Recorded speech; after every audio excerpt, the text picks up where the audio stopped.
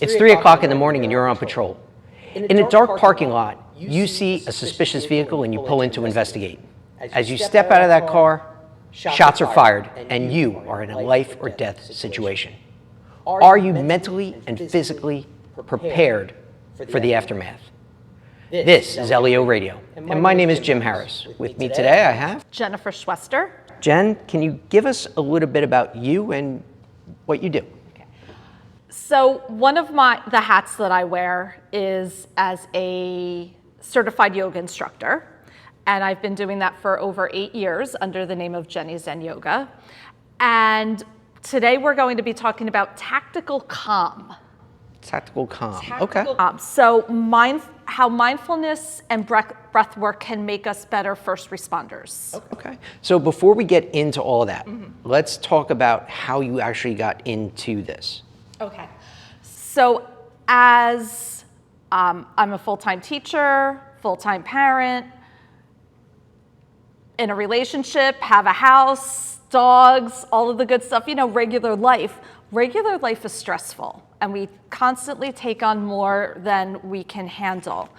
And that level of stress, I did not really have a way to alleviate stress, and it was coming up as health issues. And I was feeling very old before my time. That's a very common thing with us in this. Yeah. I think many people can relate to this in many genres. And so I would work out, I would exercise, but that wasn't alleviating my stress. And I had a suggestion from a coworker to try yoga, and I was like, I don't do yoga, I don't do headstands or any of those crazy things. And I went to just a regular yoga studio. I went outside of my comfort zone, which was challenging enough. And I took just a basic class, and what hooked me was not the exercise aspect, those postures, that movement, but what hooked me was the breath work and how that I noticed my mind would start to settle when I paid attention to my breath. Interesting. Yeah.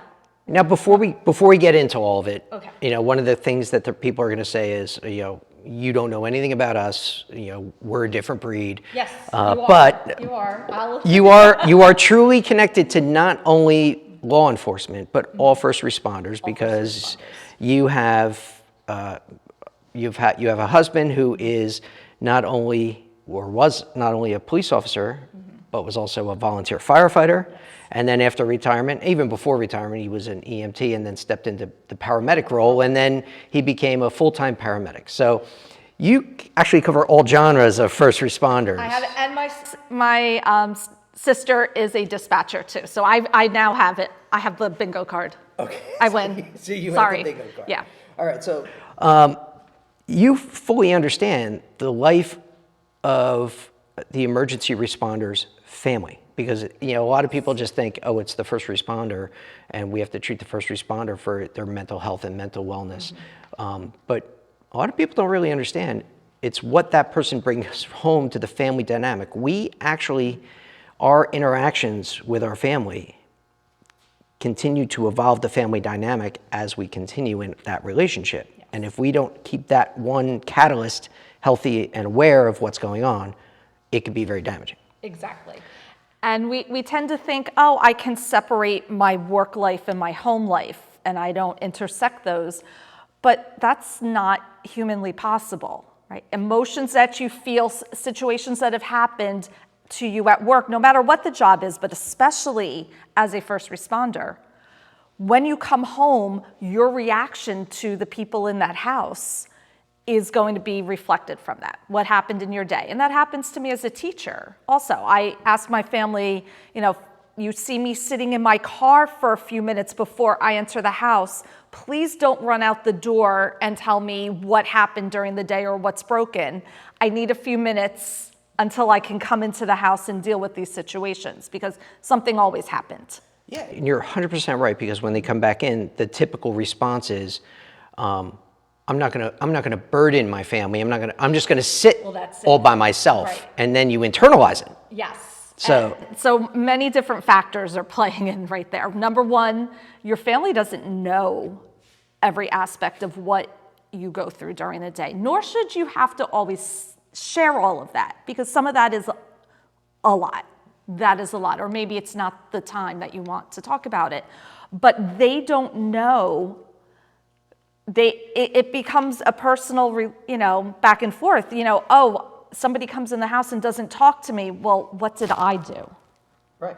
And then that's going to start a difficulty with this communication and with a relationship. Instead of saying when you come in, hey, I've really had a heck of a day, or texting before you come home and saying, it's been a rough day, I'm not ready to talk yet, or I'm not ready to share yet. And just to give that partner the courtesy of something bad happened, but I'm not going to tell you about it. But so not that you can treat each other with kid gloves, but out of a respect.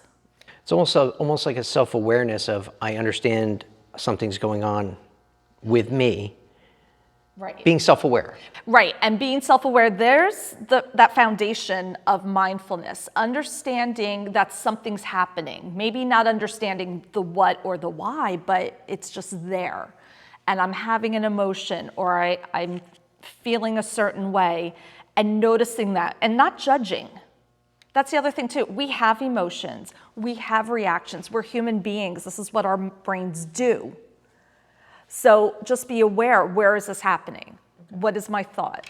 So you brought up a good point, and that's going to segue right into where we're going, because it is the foundation of health and wellness throughout the United States. There's grants for this. We have to make sure our first responders are healthy mentally, and not just police with LEO and law enforcement only radio, LEO radio, but this is for police, fire, EMS, OEM, dispatchers. Anyone. This could even be good for nurses, it could be good for doctors, and it is across the board a stress reducer for anyone, really.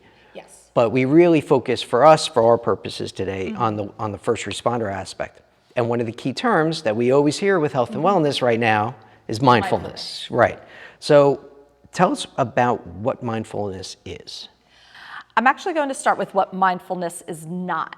So mindfulness is not sitting in a 100% quiet room with your hands in certain poses and your legs all tucked up and that you're breathing and oming. That is definitely not what mindfulness is. And that's what a lot of people think right off the bat. Exactly. That is the first thing. People are like, I'm not doing that. And guess what? I'm not comfortable sitting cross-legged either.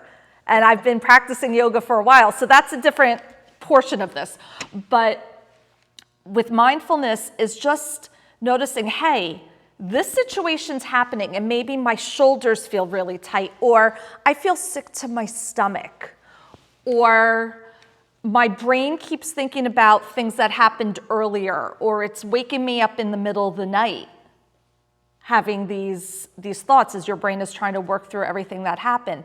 And acknowledging the fact that you had this thought or this feeling or this stress, and beginning to bring your deliberate awareness to your breath, to your body, and to your surroundings. So basically your operational self-awareness of there's something going on in my environment, it's triggering me negatively, I need to be mindful of it and control my response. Control is a rough word. It is. It is a very rough word. It's going to give you a moment to pause, to help you come to a better response. Okay, very good. So it is work, it is practice, but it's not controlling your brain and saying, I'm never going to think about this again. That, we can't stop that. Your brains want to work. So, back in my day, mindfulness was just about going out with the guys after a stressful event and drinking. And, Right. And how'd we you get feel to the talk. next day? How'd you feel? I mean, but we and you will still have a lot of old dogs, old guys who are, old officers who were part of that growing through their career, evolving through their career of this new generation with this mindfulness crap. And you have a great divide now, because you have some of those old salts that are now in leadership positions that really don't understand, about the health, where we've come. Right. Because it's if they had, their way, let's just say if they didn't evolve with weapons, they would still have revolvers. But now they don't. Now, this is something, it's not just a tactical aspect of their career, it's a mental aspect of their career. We need to evolve as a profession in all areas. So this is one of those areas. Right. And it's not only your profession. I feel bad, not saying you all have to do this. It's not an attack of anything. It's as a human, as a person, trying to interact in the society as it is today. And I'll leave it at that. Okay. But how do we connect with each other? How do we interact? And especially, how do we interact with the people that we are the closest to? Okay. Because when we think about that, when it's someone who we know loves us, they're going to tolerate a little bit more. So when we're at work, we're a little bit more on guard of our responses.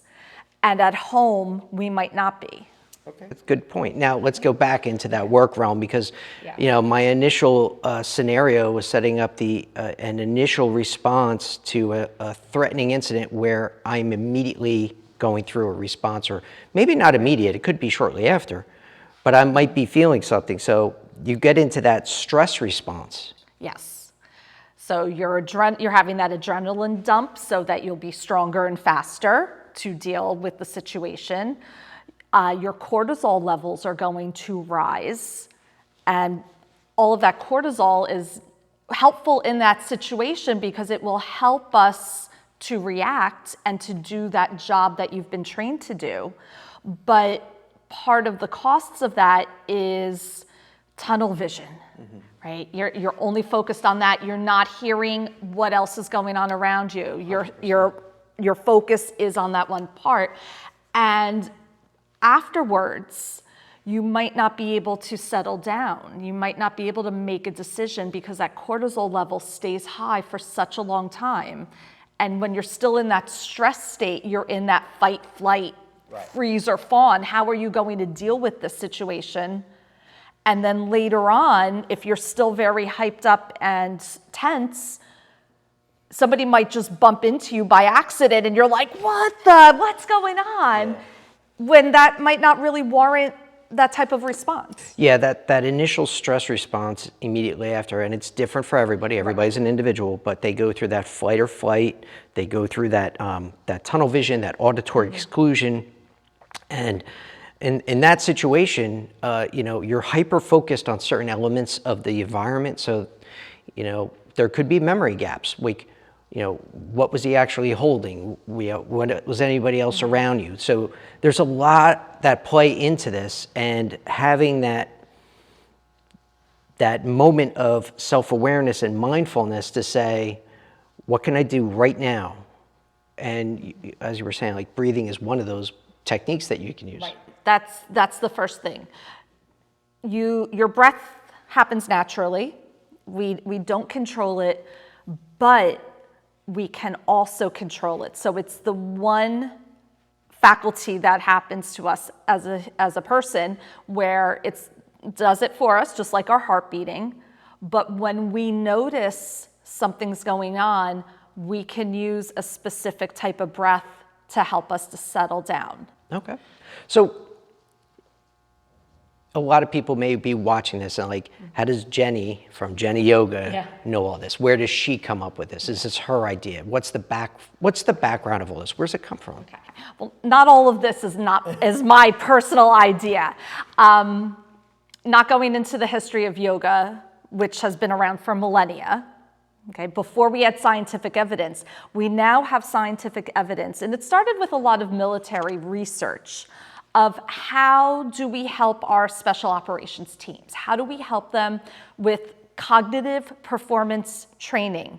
So we train our bodies, right? Military, police, fire, we're training our bodies. We can train our brains also. And I love what you're going with this because we always focus on, training. And, so for the situation I brought up right in the very beginning, we are training the tactical awareness of how to approach. We train all the time on the weapons aspect of it, of going to the range and shooting, right? Physical training. Yes. Physical training is huge, especially in the academy with going through all your physical training. And now people are trying to do the aspect of continuing physical training after the fact, because it's one of the things that go. But one of the things that slips through all the time is the mental training of what we're doing. Yes. So that started, like I said, it started with the military, and Amishi Jha did a lot of research of helping special operations forces, improve their attention, their working memory, their emotional regulation, and their resilience. Okay.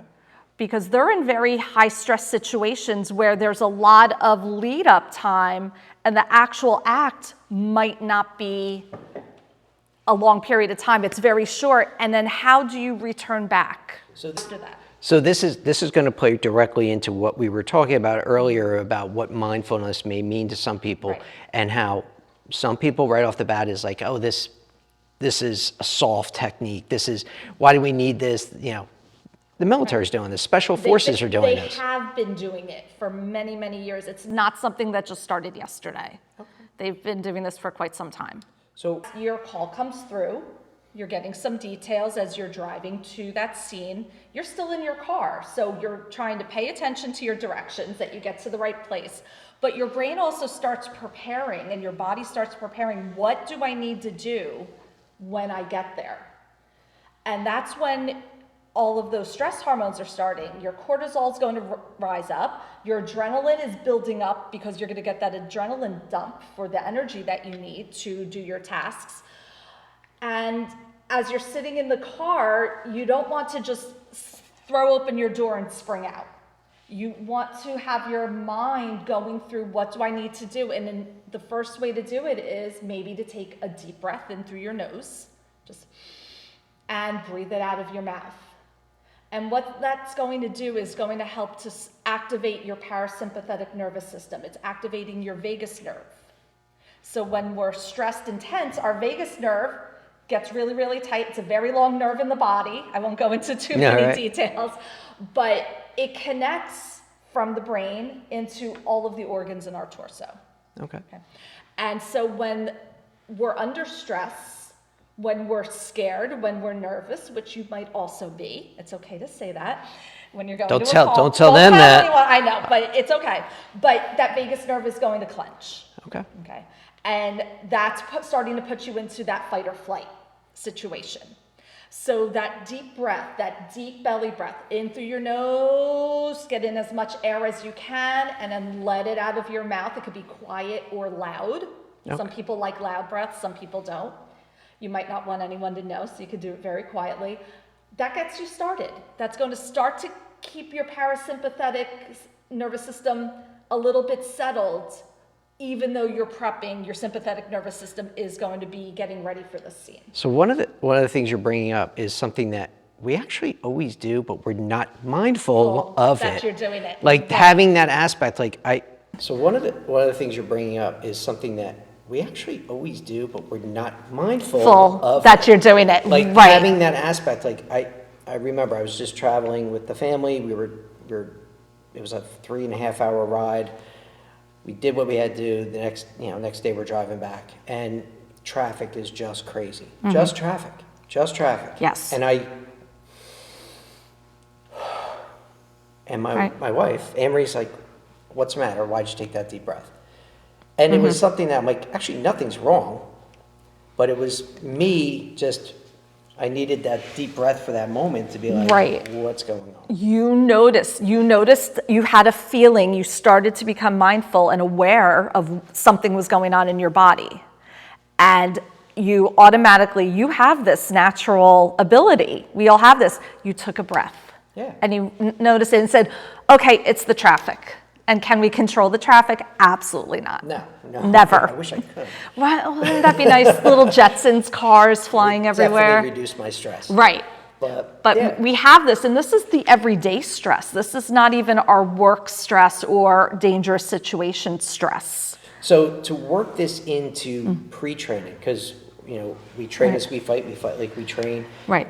Part of training for police, fire, EMS, dispatching is learning in the early onset of understanding you're starting to get stressed, take that deep breath Take in that and deep, out. right. And practice that ahead of time. Yes. Like actually physically, okay, everybody stop right now, in.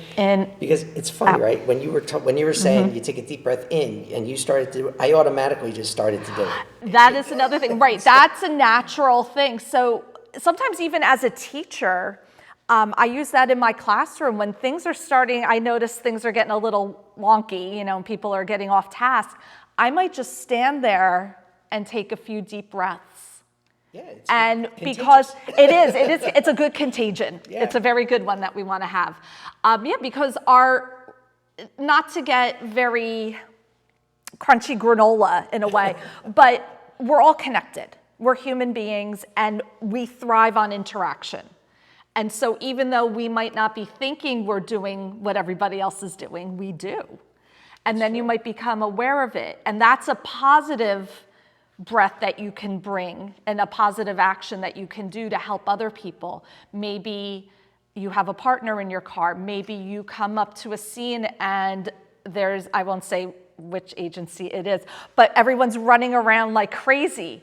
And coming in with a calmer presence will help the rest of them start to settle down.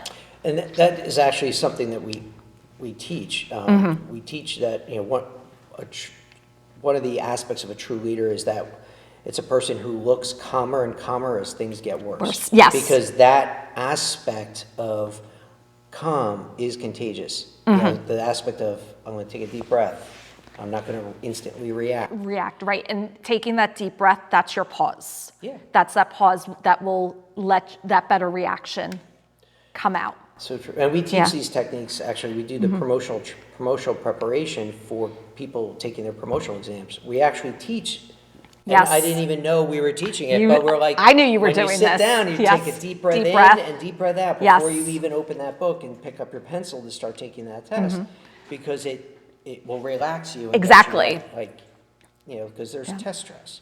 Definitely. And so these are practices, and sometimes they do happen naturally. Sometimes we have to be trained. And the reason there's so many grants out right now and opportunities to bring this into your agency is because it's an ongoing practice. You might watch this and say, okay, I'm going to just take a deep breath, but it doesn't always stick. It's just like anything else when you're learning skills. It's practice and it takes time. And so there will be times that you might not be aware that you're really, really stressed or reacting until you're in the middle of that reaction. And you're like, oh, that might not have been the best answer out of my mouth. And so then you can bring it back to take that deep breath. So going into a lot of different things, I want to kind of package up a few things. Yes. Because what you're saying is critical. It's a learning point right now for anybody listening to this, is understanding that we need to prepare our workforce to do this. If you are in the academy, as an academy director, it should start from day one. It needs to start. You need to start incorporating these breath techniques during scenario-based training. Yes. Motor vehicle stop training. During critical incident preparation. Right. Learning, even in the middle of the classroom, before you're taking that test that you just studied on criminal law. Okay, everybody take that deep breath. Yep. Actually physically tell them to do it so it triggers that muscle memory. Exactly. Muscle. Right. Your muscle memory of, I have to take a deep breath to be prepared for this and move on. When you move into the training officer aspect, you come out of the academy and you start fresh. You're with an FTO. Yes. And this is whether you're in dispatch, whether you're in paramedics, dispatch, EMS, fire. They put you with somebody to train you in the job. In the FTO, those training officer responsibilities, the same thing. Start training them. Yes. We go through the what if situations. What if a robbery was happening right there and you saw it? What would you do? And we talk about the tasks we would do, but we have to incorporate. Okay, take that deep breath. Right. Now, do it. Right. It takes a second. It's a second. It is, and it's also not, we're not saying we have to change our lifestyles and do fancy breathing all the time. Right. This is something that happens naturally. It's scientifically proven it is going to activate that parasympathetic nervous system, which is what we need to have happen. And you're not changing a belief system, you're not getting crunchy granola. It's a part of life. So it's through any aspect of life that this will happen, but that training part of it. So you don't have to say, oh, I breathe and I om and I meditate every day, Yeah. because many people will not. And especially the older we are, the more challenging it is to start something new. And then you go into the one area that I believe as a profession, we aren't training enough in. We train for the fight, but we don't train for the aftermath. For the aftermath, definitely. And that's where we start to lose our people. Yes. And it could be, you don't even have to be involved in a shooting. You could be involved in a serious, hand-to-hand combat thing where, somebody was trying to grab your gun and you simply arrested them, but at that moment you feared for your life. Of course. It could be you had to run into a fire and save a child. Right. You witnessed a horrible accident. It could be anything. It's the aftermath of that incident where we have to learn that we have probably prepared, or at least minimally prepared, for the before and during, but now we have to start preparing for the aftermath. Right. And so that's where the breath will come back. When you start to notice these feelings, when you're aware, I feel stressed, I feel like I'm responding to people in a way that I should not. And we want to become aware of that and practice it off duty. So tell us some of the techniques we can do. Again, that inhale through your nose, exhale through your mouth, that is your number one choice. It's easy to remember, and sometimes our bodies might just do that. But there's other breaths to practice. Box breathing. So many tactical shooters use this, the military uses this. Box breathing is going to help you keep everything calm and steady. So when you think of a box or a square, 4 sides, and you just want to keep everything equal. So you want to inhale for 4 counts, could be fast, slow. You want to gently hold your breath for 4 counts. Exhale for 4 counts, and hold it again for 4 counts. So where your breathing might have been ragged, where you might have just been holding your breath and not getting the oxygen that you need in your brain, because our brains need this, our bodies need it, it's training your body to consciously think about this breath. And also that holding your breath for a short amount of time is nothing to start to panic about, because that is a natural reaction. When we hold our breath, which people do when they're stressed, our brain is going to start thinking, hey, this is not a safe situation. I'm holding my breath. I'm not getting the oxygen I need. And we are going to go into that fight, flight, and we're back response. And we're back where we started. And so the box breath allows you to train your brain. You are working your brain out. You're letting them know that a short hold is okay, because the breath is going to happen after that. Okay. So that is another one to work on. So pre-shift, the box breath is a great one, just to get yourself going. The inhale through your nose, exhale out of your mouth, pre-shift, getting in and out of your car. At the end of your shift, you also want to do that, not jumping ahead. So those are the 2 easiest. Now, there are many other breaths that exist for other reasons. Okay. And there are ones called alternate nostril breathing. You might take a longer inhale and a shorter exhale. There might be 3 exhales and an inhale. There's many different breaths to help work your brain and get your brain used to different breathing situations. So what happens when we practice the breath? It's just practice. It's like working out. It's in our routines. Okay. It does not have to be a long period of time every day. But what it trains your brain to do is that when we're in our work situations or after work situations and reacting, and we might now notice, this is where the mindfulness comes back in. You're noticing that you're holding your breath. Oh, I'm holding my breath. My brain is going to start panicking in a minute. Let me do an inhale and an exhale. And that's what's going to allow your brain to have a better reaction, and your body. I mean, and what you're saying is it's trending throughout everything. I mean, there's different apps now that just do breathing. There's different things. Yeah. So this is something that it's not voodoo. No, This is legitimate, like you said, scientifically proven. yes. That it can help you. It can help you. And there are some people who like the apps. There's different ones out there to use. With first responders, though, there are specific breath works that will help in specific situations, just like the long exhale, the box breathing. We want emotional control. You want precision under pressure. We need focus and fatigue management, right?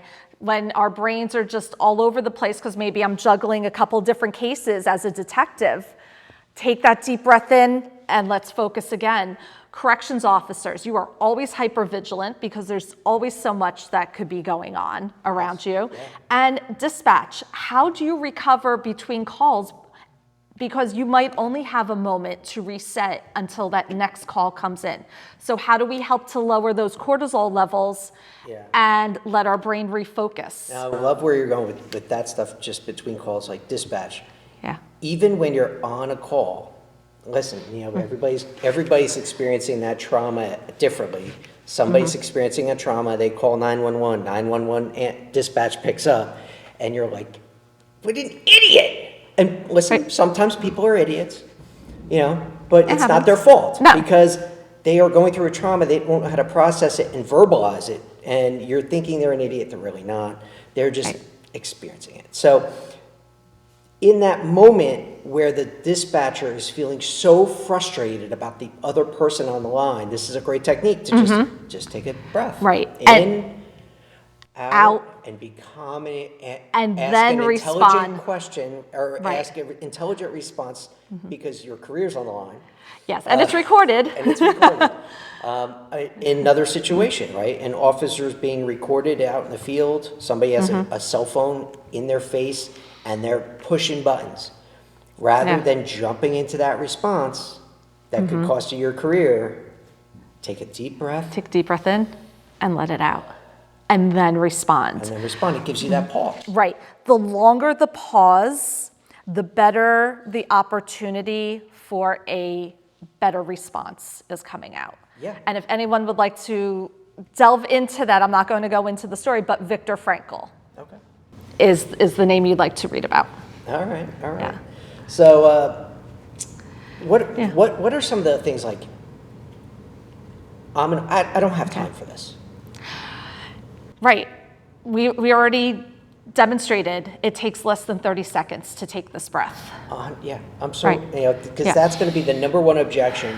Like, right. I don't have time. Seconds count. I don't have time. Well, if you've properly trained yourself, if we as a profession properly train our people, the seconds don't matter because we're already doing it as part of our going to be part of your preparation. As I'm driving to the scene, I'm going to activate deep belly breath. Yeah.